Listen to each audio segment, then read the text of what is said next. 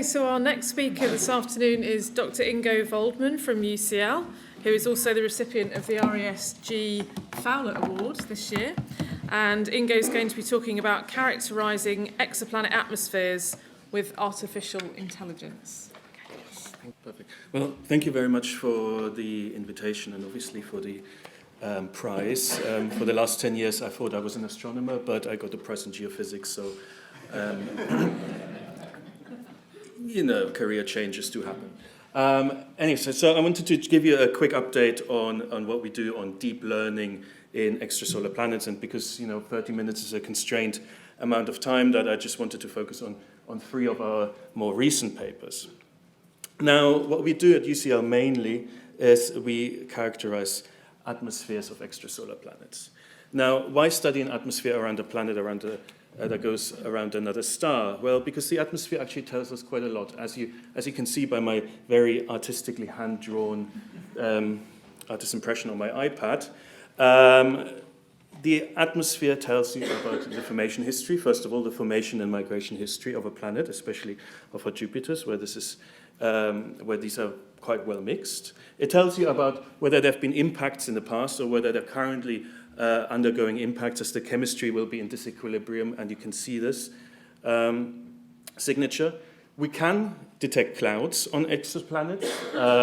We can detect the climate, and we can detect the cloud patterns so far. And this is currently with our limited technology that we can do this hundreds of light years away. So this is quite interesting. I mean, clouds we all know from the UK. Stellar radiation, you have to, of course, remember that a lot of these hot Jupiters have orbits of a few hours to a few days, right? So they're really grazing the atmosphere of the star itself. So stellar radiation is a very interesting subject, and that obviously also leads to how the atmospheres of these planets escape, which is a very active field of research. Whether the atmosphere is primary, hydrogen and helium dominated, or actually secondary and through outgassing and volcanism on the planet, as you can see through the atmosphere. And of course, if the Daily Mail calls, is there life? Biosignatures, we're not quite there yet. In fact, we're quite far away, but it is something that the atmosphere will be able to tell us, and maybe with the James Webb Space Telescope, we will start having a stab at finding life. Now, to analyze atmospheres, it's quite an interdisciplinary field, because you need 4 main cornerstones here, and which is mainly that you need to detect the planet in the first place, which is not so easy. Then, once you've detected the planet, you need to analyze the atmosphere, so you need to do data analysis at the very cutting edge of our technology at the moment. Once you've got the spectrum of the atmosphere, you need to actually understand what it's made out of, so you need to model the atmosphere, and sometimes including the planetary interior as well. And then what we've learned from that, we need to then basically improve our instrumentation and build new instrumentation, such as, for example, the Aerial Space Mission or James Webb. So as you can see, this is a never-ending cycle of funding proposal hell. But, it keeps us going. So in our team at the moment, so UCL Exoplanets is a very big growing field. So I've not listed people like Giovanna Tinetti or Joe Barstow here, because these are only people who work directly on deep learning. So this is an ERC-funded group mainly, and a lot from the Center for Doctoral Training in Data-Intensive Sciences. And the idea is that I'm just going to give you an overview of what this group's done in the last year. Now, detecting planets is hard. Detecting planets that you can image directly, it's called direct imaging, surprise, surprise, is even harder, right? Because the planet, which is young, hot, and still glowing with its own radiation, is 10 to the 10 times fainter than the stellar light next to it. So you're really washing it out. So how do you find these extrasolar planets? Now, this is extremely oversimplified, of course, but you have stellar light, and then you filter it through a coronagraph and a Lyot stop, and after that, you will have blocked out most of the stellar light, around 8 orders of magnitude of it. And what you get back is what's called here a laser. Yes, here. Oh, that's a good laser. Is what's called a speckle pattern. It's a stellar speckle pattern. It's the residual light that's still filtered through this coronagraph, so it's not been perfectly blocked. and you need to find a planet in there. Now, this is real data. This is real Hubble data, and as the experienced astronomers that you are, you obviously very easily find the planet here.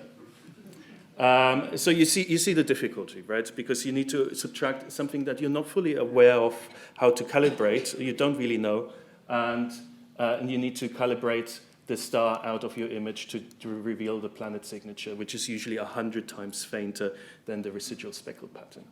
Now, this removal of speckles is very, very difficult, and it's been done on an ad hoc basis, mainly by hand for quite a long time.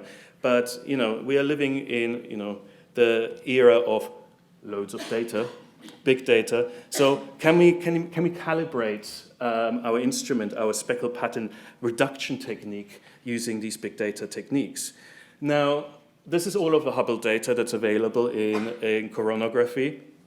But unfortunately, it's not enough at the moment, right? So there's the ground-based telescope like the SPHERE instrument or GPI on Gemini, and SPHERE's on the VLT, of course, that have terabytes and terabytes of data. So this is a relatively small data set, but they all have the same issue, as in we don't know what is a real negative. We don't know whether a star is truly planet-free. Now, the current statistics suggest that only 1% of all directly imaged stars will have a planet, but whether that's actually true or not is up to debate. Now, you have a truly positive case here. You can actually see the speckle pattern, and then you see your planet glowing nicely over there, and that's a true positive. But a true negative doesn't exist because basically we don't know. We're only limited by our current knowledge of how to subtract speckle patterns, really. So we're limited by the status quo, which is not great. Now, if you want to do a deep learning or machine learning approach, you'd really need to train on positive and negative examples. So this is a problem. Now, if you can't get truly negative examples, then, if you don't know how to do it, just make it up. This is usually, the way, especially American politics at the moment works. But this is a perfect example. So these two people have never existed before. This is a figment of an imagination of a generative adversarial network which was trained on understanding what people's faces look like. So everything about these two images is entirely fake, but they're photorealistic. Now, this is, NVIDIA. This comes from the NVIDIA page for their GPU cards, and they sell their GPU cards by being extra creepy. But fakes. We live in a world of fakes, and so why don't we fake our own data? And to show you how a generative adversarial network works, just very quickly, is you basically have two neural networks that compete against each other. You have a generator network and a discriminator network. Now, you have a true real data set, which is your Hubble data in this case, and the generator network will try, out of a probability distribution, which is just Gaussian or any sort of random noise, try to generate an image which looks like the real data. Initially, that is obviously not going to happen because it's just randomly generated, but the discriminator, every time the generator generates something, the discriminator will learn how to differentiate between those two. So it's an adversarial game, and basically at some stage, the generator will become so good through this negative feedback loop that the discriminator won't know which one's real anymore out of these two image sets.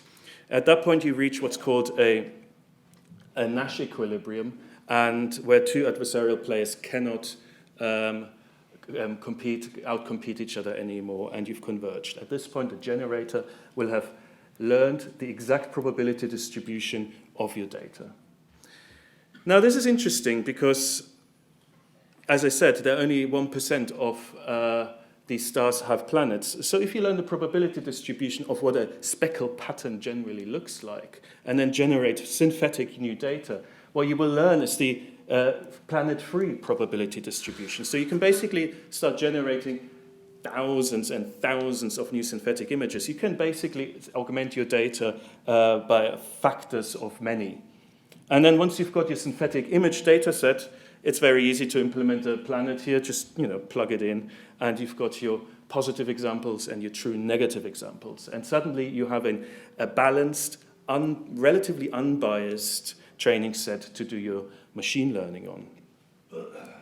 Now, once you're able to do that, it's a relatively simple job, and I'm not going to go into the details. But you have your negative, positive examples. You run them through a relatively simple convolutional net or a U-net if you want to be fancy, and have a classifier at the end which says planet or no planet. And that works actually very well. And so we were selected for the European Machine Learning Conference as one of the invited papers this year. And we can see here, these are the fake planets that we injected different signal-to-noise ratios.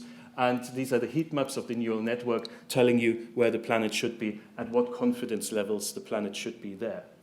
And for signal-to-noise ratios of 1.5, we have 97% accuracy, and we're still in the 80 to 90% if we drop the signal-to-noise significantly. So this is very good news, and we're now building pipelines for the ground-based instruments on Keck and the VLT and GPy. So hopefully that will help with our planet discovery. Now, when we've discovered our planet, what do we do then? Well, we have to characterize it, right? It's good to know that there's a planet, but we want to actually learn what they're made out of and what their formation histories are. Now, the most, and this is, I'm just going to talk about my student Mari Morven's work here. And one of the most popular techniques to characterize a planet is obviously through the transit method. So here you see the transit of Mercury across our own sun. And, put this 100 light years away, and then you've got an exoplanet. So whenever, a planet transits in front of the star, as you know, some of the stellar light will be obscured, and this will characteristically result in this time-dependent drop of stellar flux, which is called a light curve. Now, if you have an atmosphere around a planet, then, thin annulus of gas, then the molecules in that atmosphere will absorb at preferential frequencies of light. So you will have, of course, if you have CO2, you will absorb more stellar light in the CO2 band and then in the water band over here. So that means if you then observe basically the transit through several wavelengths, you get your transit spectroscopy out, which is basically just your radius looking slightly bigger due to the absorption of more stellar light. Now, that's all fair enough, and it is all good, but, the reality always looks slightly different. And this is a typical example of what we get with this Spitzer Space Telescope. Of course, the Spitzer Space Telescope was built before we even knew exoplanets were a thing. So this is an issue, because also with the Hubble Space Telescope, because we can't calibrate them anymore than what it's already calibrated as, but we need them to be as sensitive as possible. So they're not ideal instruments, but this is what we have so far until James Webb is launched in 2021, hopefully.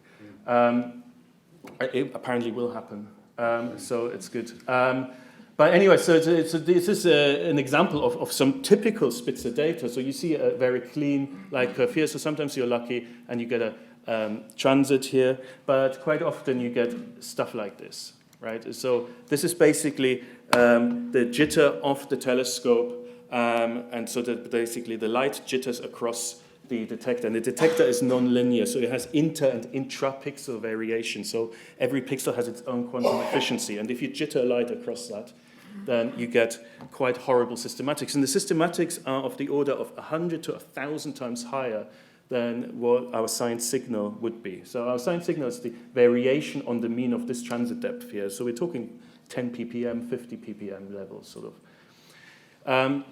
This is a secondary eclipse when the planet goes behind the star, and you can barely make out where the signal is here. So this is really quite difficult. So a lot of this data analysis has been done by hand, and these detrending techniques were a bit ad hoc, and that led to quite a few controversies in the field. So to resolve part of this is the Spitzer Science Institute in 2016 had a data challenge on how to best detrend your data.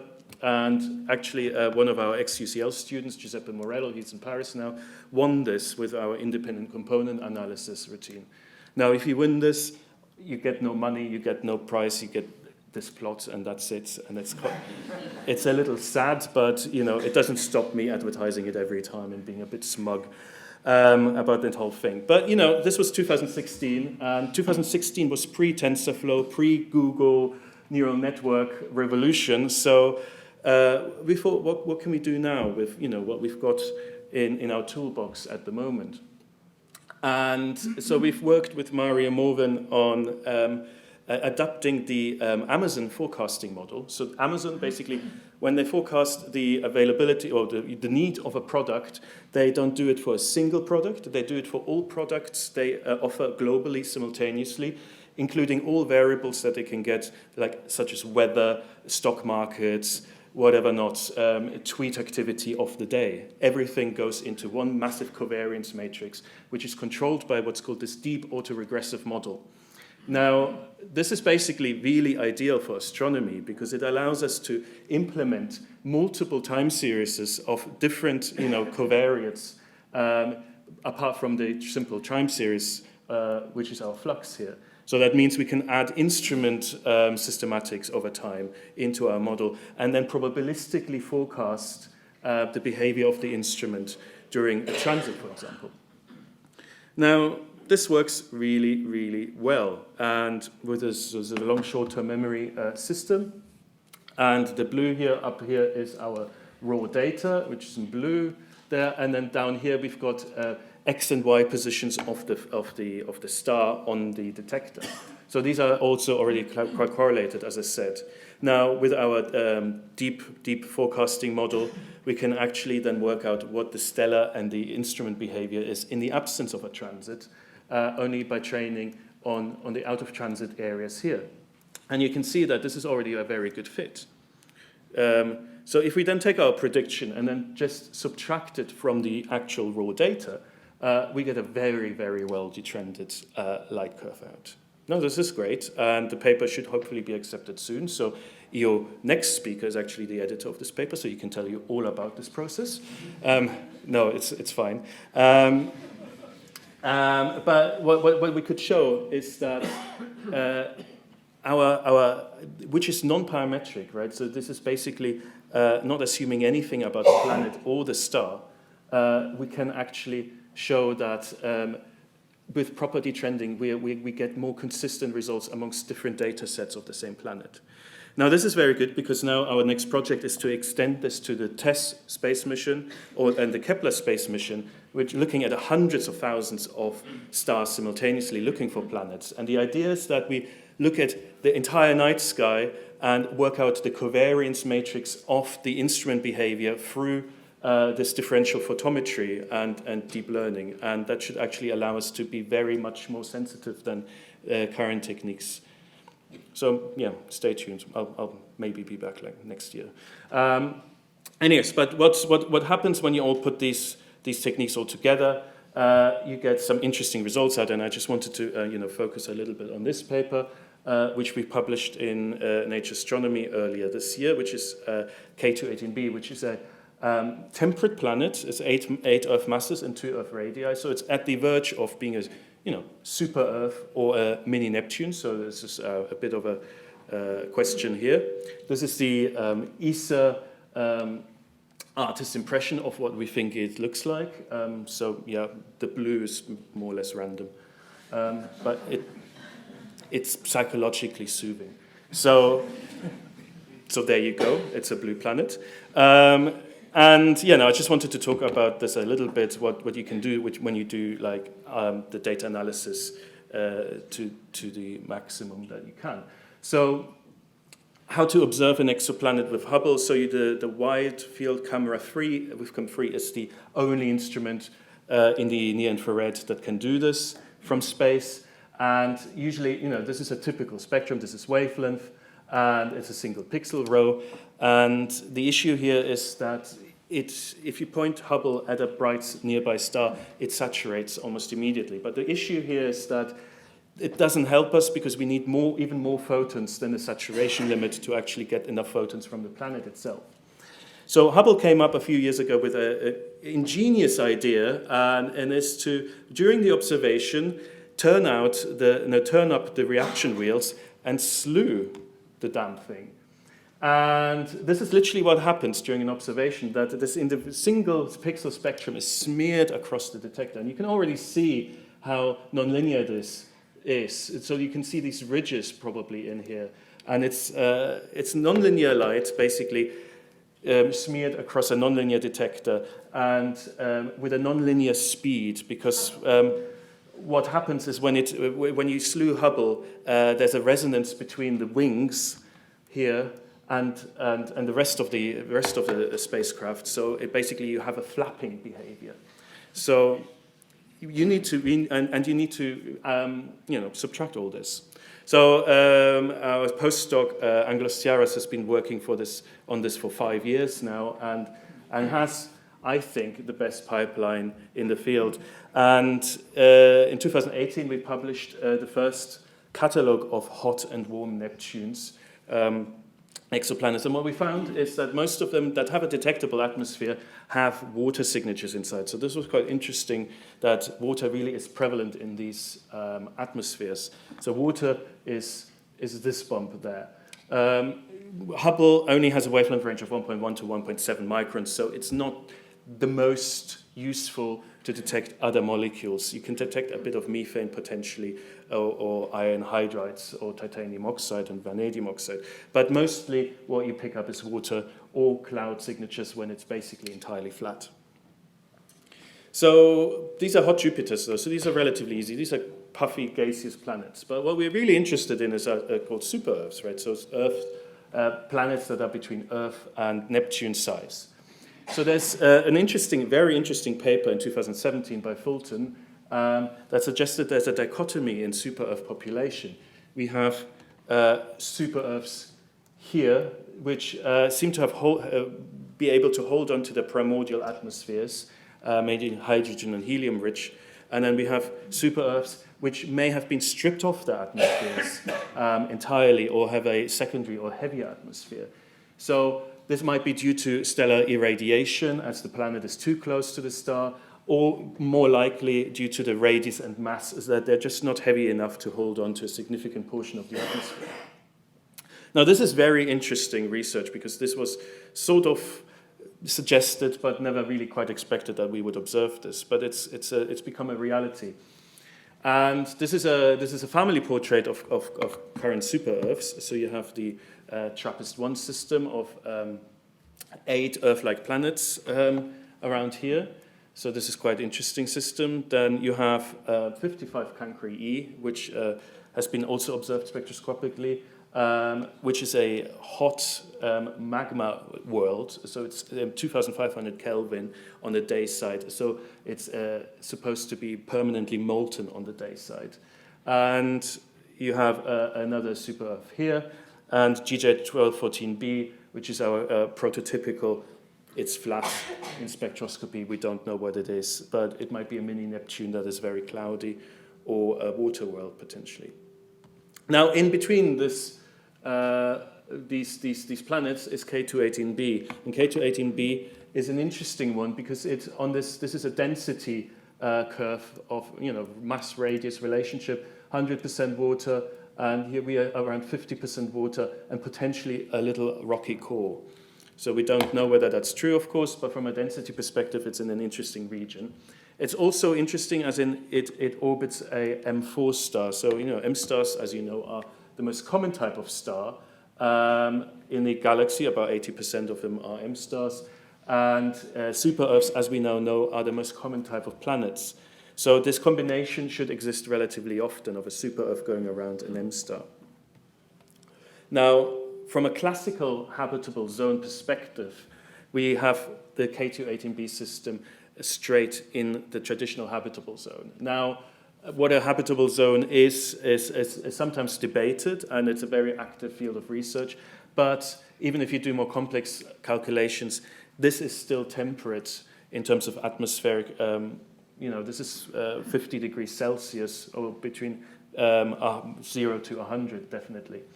So this is definitely a temperate planet going around a small star, around a 33-day orbit. So it's a very, very interesting target. Now, as I've already told you, that with Hubble, we can observe several species in the atmosphere, the main one being water, and then CO2 and methane a little bit more, but methane is mainly obscured by water in these bands, so it's quite hard to detect. So what have we found so far on these other super-Earths? Not much, and that's the interesting thing, that they've basically been entirely flat. This is GJ1214b, which is called the flattest spectrum in exoplanets. And also the TRAPPIST planets are quite flat. This is HD 97568b, which has a signature which we can't analyze. Well, it might be systematic noise. It might be a molecule that we're not aware of yet, that we don't have the line lists for. But none of the current models actually fit. And then there's a suggestion of a H2 residual atmosphere around 55 Cancri, but that needs to be tested with the James Webb Space Telescope as well. So there's not much going on in this family of super-Earths. And then Angelos ran this data, which he downloaded from a public archive through his new pipeline, and found a quite stark signature here. So this was quite interesting, and it took us then a year to really understand what it was and whether it was a systematic noise or stellar noise driven, but whatever we did, it didn't go away. So that's quite interesting. So as I already said here in the title, that there are three possible solutions to what this atmosphere around this super-Earth is. And the first one is, of course, these models are all very degenerate with the small wavelength range that we have.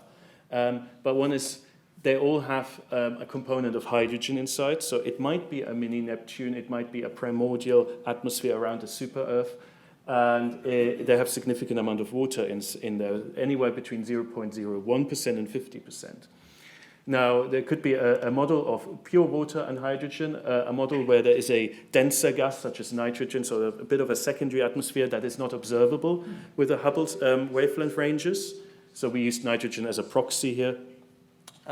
So then you need a bit less water to explain the entire thing. Or you have a very cloudy planet, and then you need only 0.01% of water, because, above our own cloud level, that's about the water that we see in our atmosphere. So these three scenarios are possible, but it's very exciting because it's the first signature of water in a super-Earth.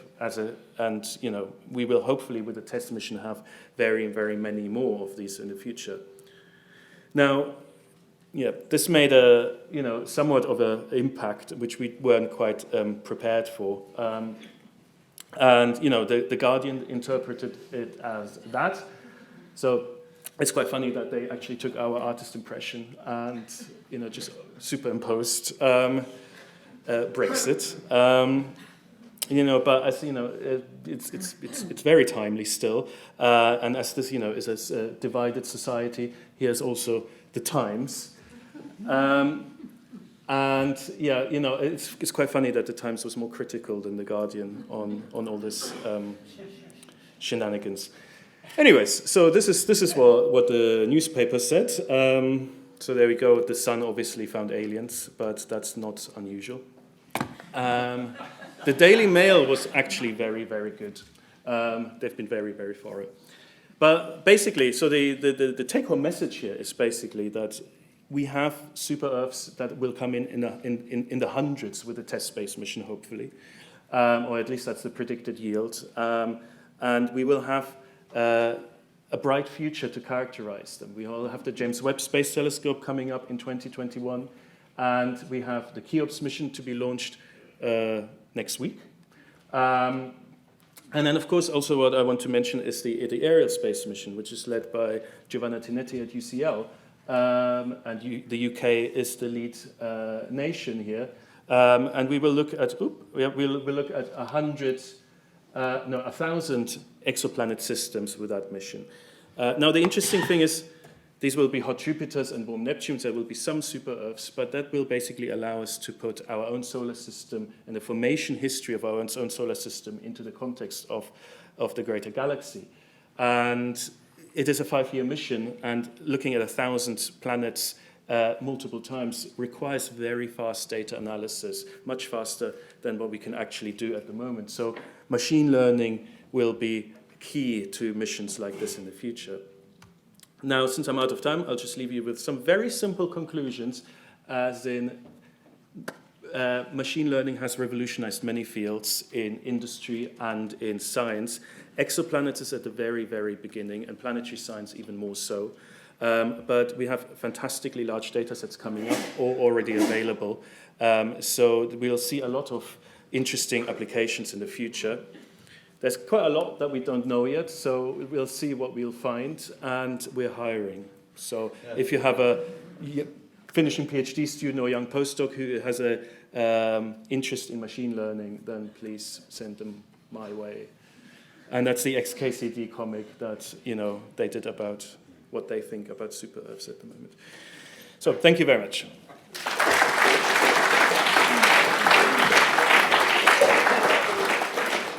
Thank you very much, Ingo, for a fantastic talk. So we have time for a couple of questions. Any questions? I have a quick question, if I may. When you were talking about your machine learning techniques for detecting exoplanets using the transit method, do your techniques allow you to differentiate between an exoplanet and maybe an exocometry signature? Oh my God. Sorry. I don't know. Okay. I don't think we've really ever seen an exocomet in test data, so I don't know whether we have the sensitivity for this sort of study. Yeah. Okay. Yeah. We'll try to find planets first. And then one step at a time. I'll email you once I find. Thank you. Any other questions? Yes. Sort of with the machine learning, to give us an idea of the magnitude of what you're going through, how many images are you using to learn? Well, the more the better, really. So at the moment, Hubble only has 1,500 images. That's why we need to augment our data set so dramatically.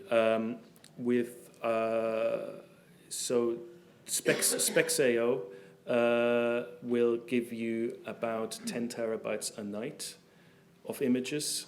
And that's about the magnitude we're looking into. So we're starting to work with them on actually predicting adaptive optics behavior on the chip directly, and then we're looking at hundreds of terabytes per night of data that needs to go through.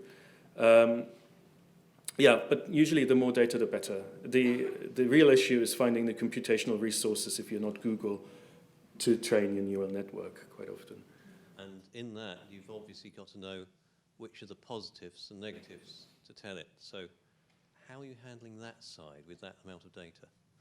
Well, it needs to be, it can't be immediate training directly on the data, because you need to do some processing on that. So the idea is that the initial training is done on synthetic data sets because we understand them and we can benchmark against that, right? It's a sandbox system. And once that's done, then when that's ready, then we can do something like transfer learning, where we then augment our training through real data, and that is then more robust. There are multiple, it's actually a very interesting active research field. It's called a teacher-student neural networks, where a neural network which is trained on synthetic data, for example, teaches a neural network what it actually should look for. It's a very active field of how can you actually identify things with a certain probability? How can you attach probabilities to this? Just one supplementary one, if I may. Will you have edge processing coming through on this one, so that eventually it could be rolled out very easily, so it has all the learning in? Yeah. So exactly. So once it's learned, it's very simple and very fast. It's basically just multiplying 4 or 5 matrices together. So for classification with a neural net, you're talking on a normal laptop a microsecond or so. So this is very, very fast. So yes, you can actually put this into chips directly. So we're looking into this a little bit, because that would also speed up the classification process quite significantly if you build it into